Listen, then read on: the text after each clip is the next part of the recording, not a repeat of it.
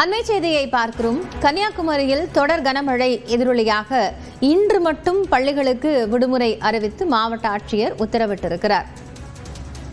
தமிழகத்தின் பல்வேறு பகுதிகளில் கனமழை பெய்து வரக்கூடிய நிலையில் கன்னியாகுமரியில் பெய்யக்கூடிய மழை காரணமாக அங்குள்ள பள்ளிகளுக்கு மட்டும் விடுமுறை அறிவித்து ஆட்சியர் உத்தரவு பிறப்பித்திருக்கிறார்.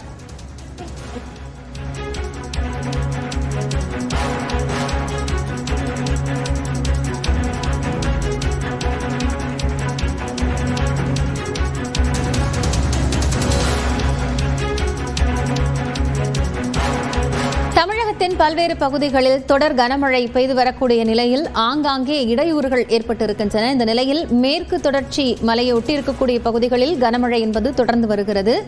தற்போது கன்னியாகுமரி மாவட்டத்தில் தொடர்ந்து பெய்யக்கூடிய கனமழை காரணமாக அங்குள்ள பள்ளிகளுக்கு மட்டும் விடுமுறை அறிவித்து மாவட்ட ஆட்சியர் உத்தரவிட்டிருக்கிறார்.